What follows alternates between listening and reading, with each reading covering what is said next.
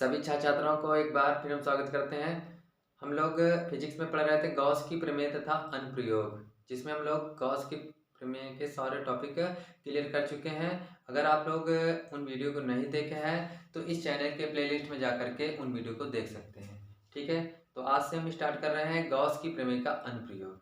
तो इसके अंतर्गत सबसे पहले हम पढ़ेंगे अनंत लंबाई के आवेशित तार के कारण उत्पन्न क्षेत्र की तीव्रता। ठीक है, तो हेडिंग बना लीजिएगा आप लोग भी। अनंत लंबाई के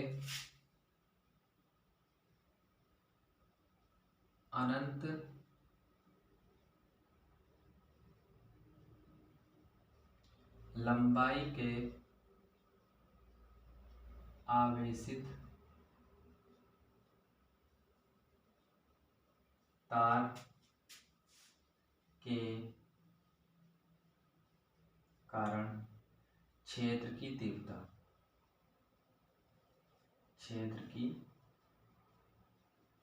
तीव्रता। ठीक है,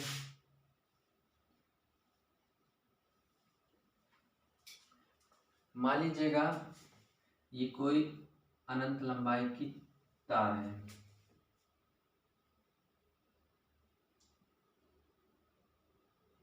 जिस पर कोई धन आवेश क्यों है, समान रूप से वितरित है। ठीक है, मान लेंगे इससे r दूरी पर कोई एक बिंदु P है। कितनी दूरी पर? r दूरी पर एक बिंदु P है, जहां पे हमें क्षेत्र की तीव्रता ज्ञात करनी है। ठीक है, अच्छा, हमें क्षेत्र की तीव्रता जो निकालनी है वो गॉस की प्रमेय का प्रयोग करके। ठीक है, तो भैया गॉस की प्रमेय अगर लगानी है तो कोई बंद पृष्ठ होना चाहिए।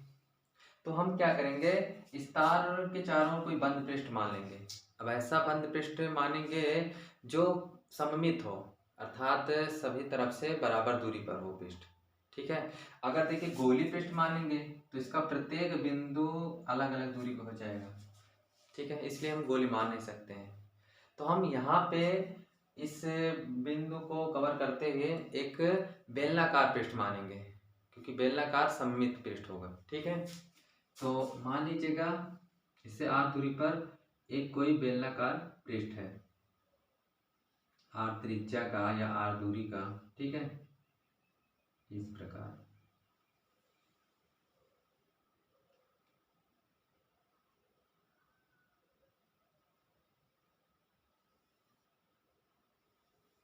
ये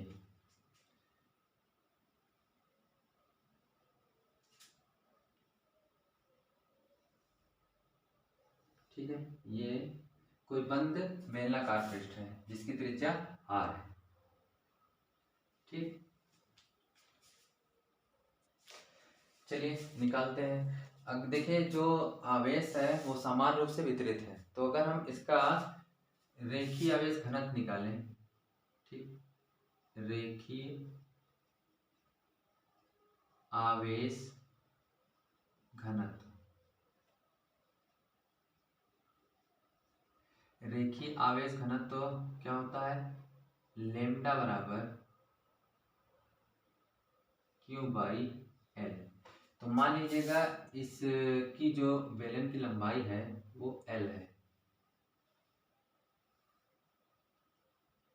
ठीक है, तो आवेश क्या वितरित किया है? Q, और उसकी L लंबाई में, तो ये हो जाएगा लेम्डा बराबर Q बाई L। इसको मान के चलिए समीकरण 1। ठीक है, अच्छा, इस बंद पृष्ठ से भाई विद्युत फ्लक्स भी गुजरेगा, तो वो विद्युत फ्लक्स निकाल लेते हैं। बंद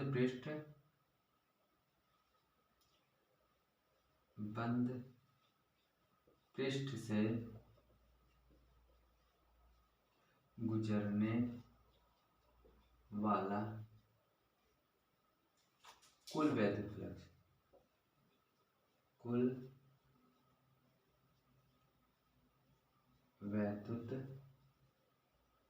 फ्लक्स। ठीक, अच्छा, यहाँ देखिए इस बेलनाकार के कितने पृष्ठ हैं? एक तो ये वाला पृष्ठ होगा।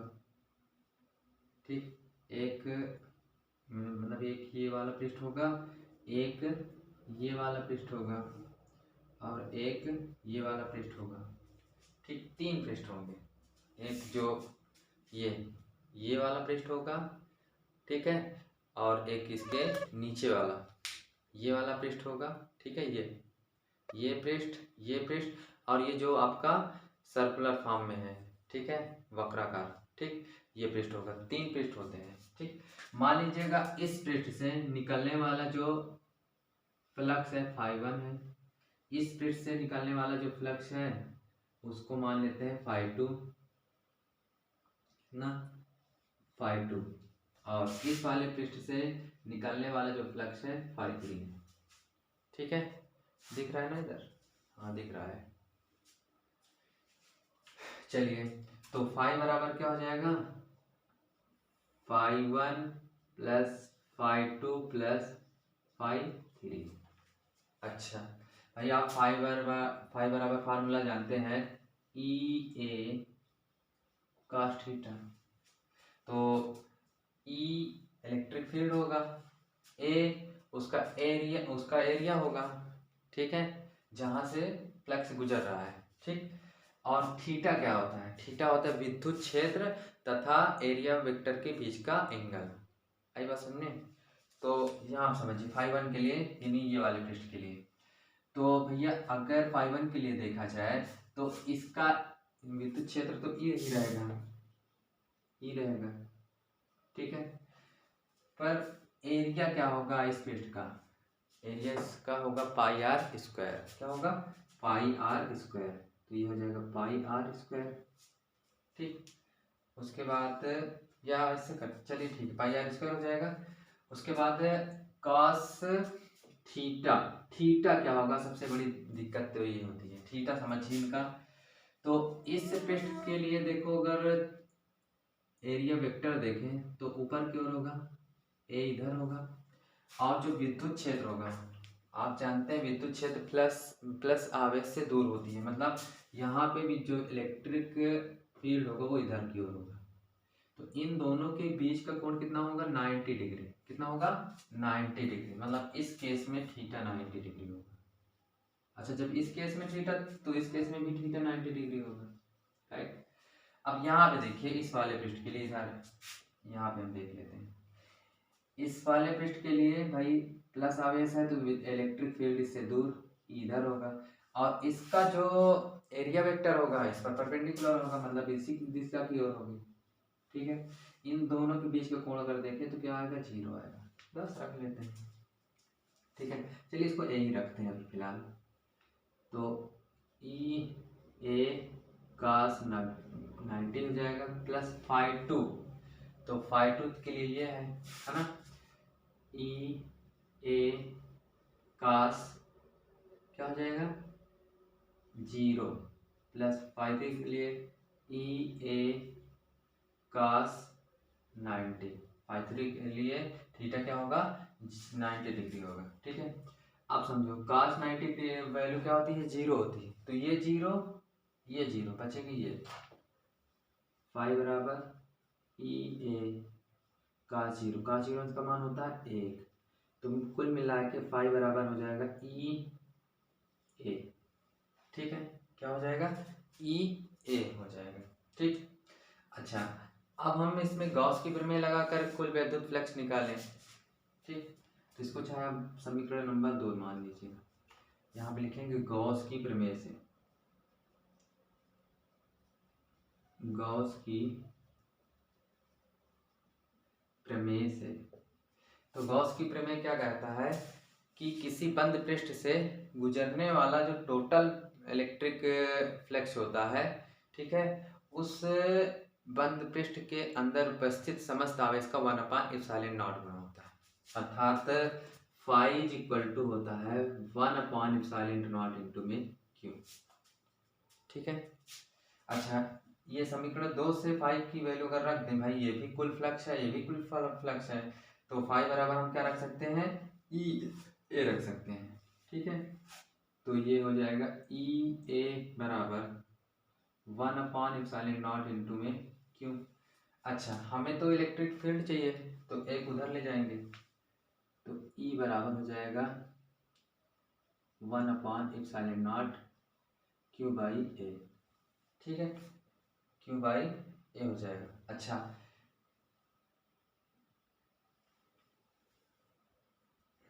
ये एरिया देखिए, ये एरिया कौन वाले पृष्ठ का होगा, जिस पृष्ठ से गुजर रहा फ्लक्स, ये वाला। तो बेलन का वक्र पृष्ठ क्या होता है, 2πr/h। अब यहाँ पे उसको चाहिए h ना लेकर के l लिया गया है, तो क्या हो जाएगा 2πrl ई बना। अच्छा, यहाँ यही भी आप रख सकते थे, ठीक है, हमने बार बार लिखना मुनासिब नहीं समझा है, इसलिए यहाँ पे लास्ट में लिख रहे हैं। तो ई बराबर 1/ε0 Q बटे 2πr, h की जगह क्या रखेंगे, l रखेंगे, ठीक है। अच्छा, अब यहाँ पे इसको हम और अच्छे से लिखें तो ई बराबर हो जाएगा 1/2πε0 Q बाई एल, क्या हो जाएगा Q बाई एल। अच्छा, इंटू में R भी है, तो इंटू में R यहाँ भी लिख देते हैं, इंटू में R। अच्छा, Q बाई एल को देखिए क्या है, रेखीय आवेश घनत्व। तो समीकरण 1 से Q बाई एल की जगह क्या रख सकते हैं, हम लेमडा रख सकते हैं। तो यहाँ पे लेमडा रखेंगे, यहाँ पे लिख देना समीकरण 1 से, समीकरण 1 से, ठीक। तो E बराबर मिल जाएगा भाई, इसकी जगह पे लेमडा हो जाएगा, तो लेमडा बाई आर क्या हो जाएगा। अच्छा, 1/2π छूट गया है, 1/2πε0 लेमडा बाई आर। अच्छा, जनरली हम लोग इसको देखते हैं 1/4πε0 के रूप में, तो इसको 4π बनाएंगे तो क्या करेंगे, 2 से इसमें गुणा भाग कराएंगे, तो ये बन जाएगा E बराबर 1/4πε0 2 लेमडा बाई आर। ये होती है किसी अनंत लंबाई के आवेशित तार के कारण विद्युत क्षेत्र की तीव्रता। अच्छा, एक बात और है, ये भैया तार अनंत लंबाई के लिए थे, लेकिन ये जो क्षेत्र की तीव्रता है वो एल लंबाई की है, ऐसा क्यों है।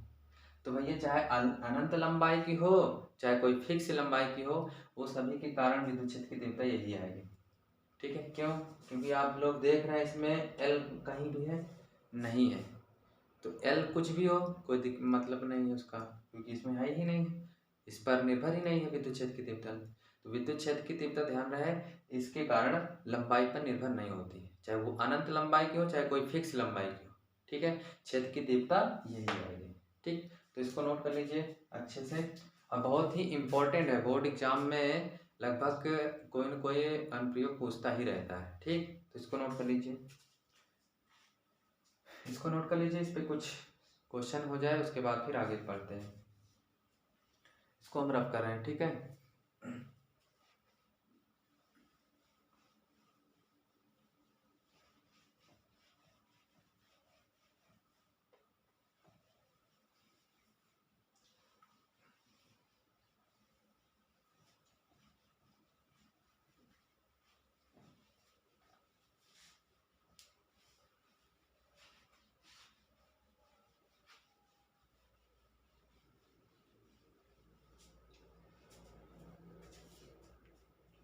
चलिए, कुछ क्वेश्चन है हमारे पास, क्वेश्चन करते हैं उसके बाद फिर आगे बढ़ते हैं। एक क्वेश्चन ये है, कोई अनंत रैखिक आवेश, क्वेश्चन है कोई अनंत रैखिक आवेश 2 सेंटीमीटर की दूरी पर है, 2 सेंटीमीटर की दूरी पर है,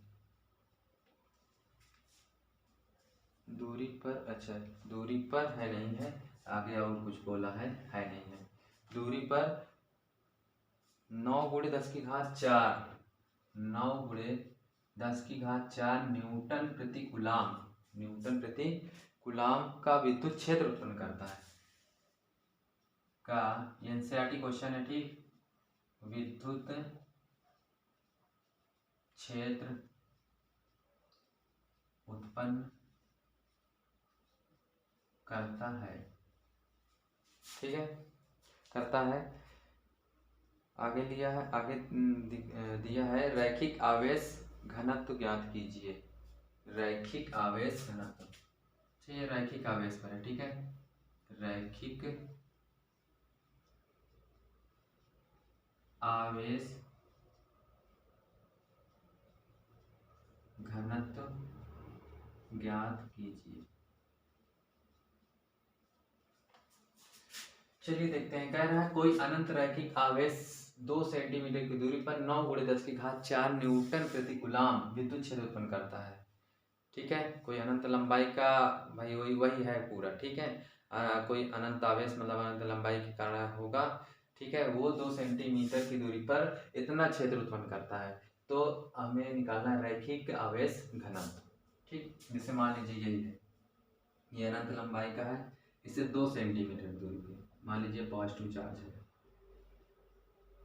ठीक। इससे 2 सेंटीमीटर की दूरी पर मान लीजिए एक बिंदु P है, तो वहां पे जो विद्युत क्षेत्र की तीव्रता दिया है 9 × 10⁴ न्यूटन प्रति कूलाम, मतलब E बराबर 9 × 10⁴ न्यूटन प्रति कूलाम। अच्छा, दूरी R दिया है, R बराबर 2 सेंटीमीटर, सेंटीमीटर में काम चलने वाला है नहीं तो मीटर में चेंज कर लेंगे, तो R बराबर जाएगा 2 × 10⁻² मीटर, ठीक है। अभी आपने विद्युत क्षेत्र अनंत लंबाई के कारण देखे हैं, विद्युत क्षेत्र क्या था, E बराबर 1/4πε0 2 λ/r, ये था ना।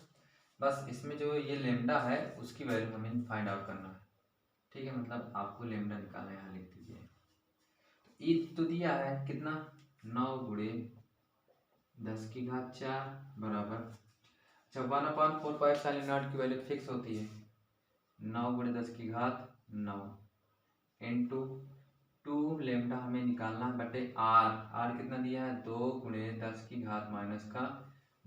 अच्छा 2 से 2 तो चल बसेंगे, ठीक। इसको ऊपर ले जाएंगे तो पावर जुड़ जाएगी, मतलब प्लस में हो जाएगी। अच्छा 9 से 9 भी काट सकते हैं, ठीक है।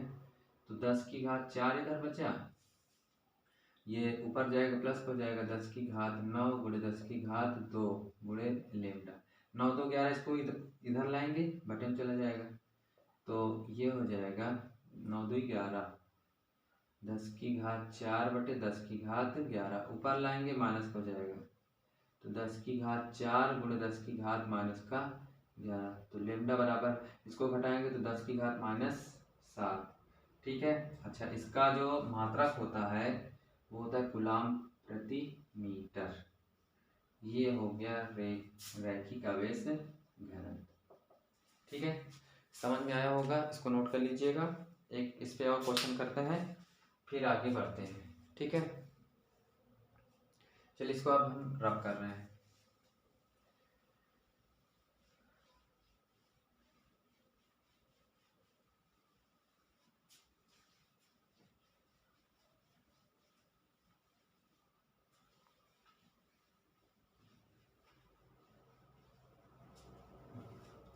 एक क्वेश्चन ये है कि 2.1 मीटर 2.1 मीटर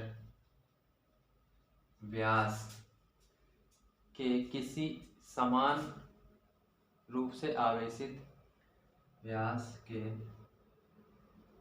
किसी समान रूप से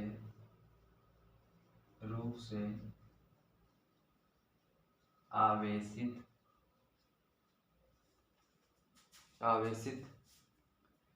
गोले का पृष्ठीय आवेश घनत्व, गोले का पृष्ठीय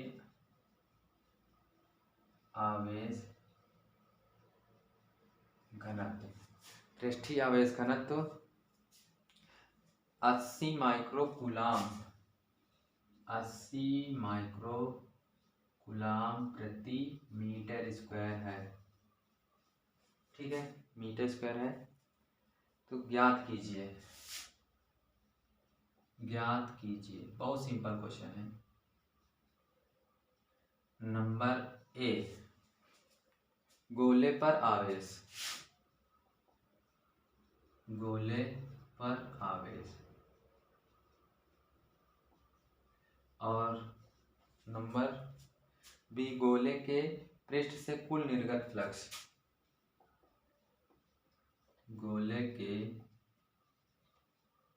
पृष्ठ से कुल निर्गत फ्लक्स।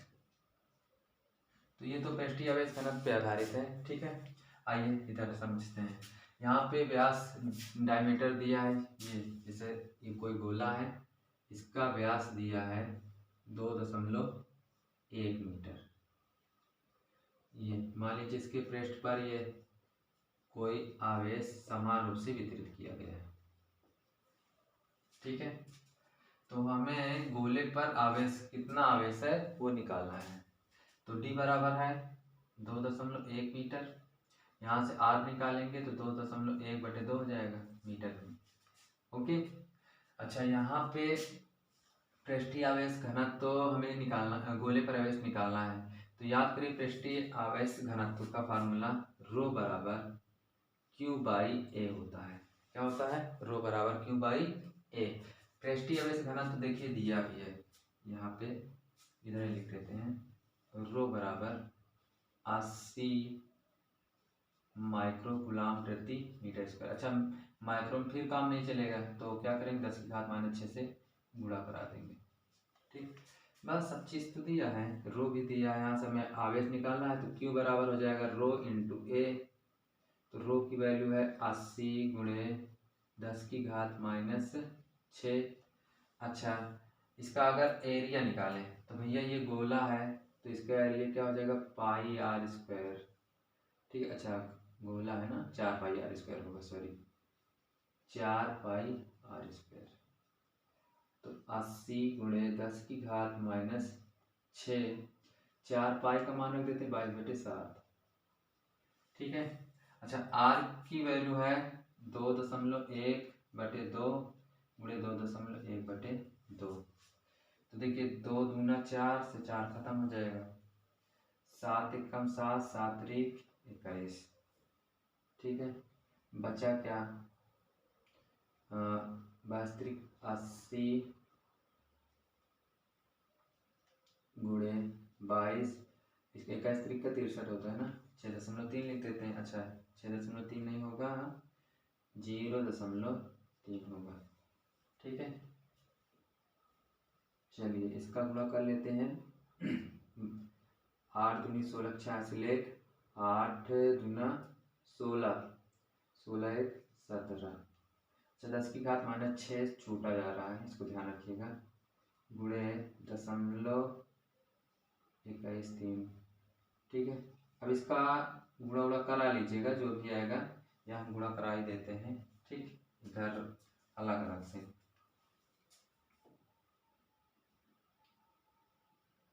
1760 63, ठीक। तो 0 18 22 3 एकम 3 1 4 6 0 0 6 36 6 हासिल 3 6 7 42 3 45 के 5 हासिल 4 6 एकम 6 6 4 10। ये 0 8 8 9 10। अच्छा, यहाँ कितना आएगा, 2 के बाद दशमलव है तो 2 के बाद दशमलव लगा देंगे, तो ये हो जाएगा 109 8.80। सही है, एक बार गुणा चेक कर लीजिएगा, हो सकता है कहीं मिस्टेक हो, ठीक है। इतना तो आप कर ही सकते हो।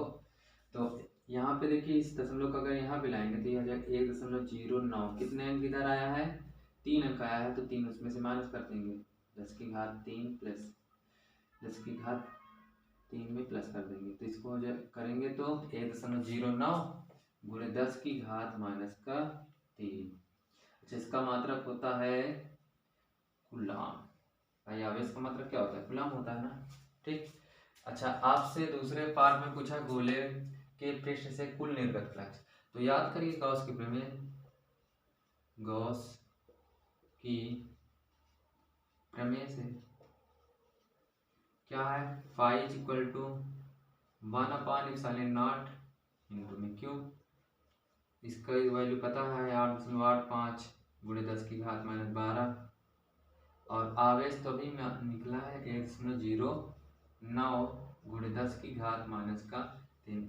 इसको आप घर में मतलब क्लास के बाद हल कर लीजिएगा, ठीक है। जो भी आएगा क्या हो जाएगा, न्यूटन मीटर स्क्वायर प्रति कूलम में, ठीक है, इसमें आ जाएगा। ओके, तो इसको आप लोग हल कर लीजिएगा। तो फिलहाल हम आज की क्लास को बस यहीं पे आज रखते हैं। अब नेक्स्ट क्लास में हम लोग पढ़ेंगे एक समतल आवेशित चादर के कारण क्षेत्र की तीव्रता ज्ञात करना, ठीक है। तो जो जितने भी प्रयोग है सारे पढ़ना है, बहुत ही इम्पोर्टेंट है ये सारे प्रयोग, ठीक है। चलिए आज की क्लास को हम यहीं पे समाप्त करते हैं। अच्छा, समाप्त करने से पहले हमारा एक रिक्वेस्ट है कि अगर चैनल को अभी तक सब्सक्राइब नहीं किए हैं तो कृपया करके चैनल को सब्सक्राइब कर लीजिए और इस वीडियो को ज़्यादा से ज़्यादा शेयर करिए ताकि अदर स्टूडेंट को भी पढ़ने में सहायता मिल सके, ठीक है। और चैनल पे हमारे बने रहिए। मैथ की क्लास भी शुरुआत कर दिए हैं, ठीक है, वो भी आनी शुरू हो जाएगी। तो आप लोगों का इस बार कोर्स सारा कंप्लीट होगा, ठीक। तब तक के लिए धन्यवाद।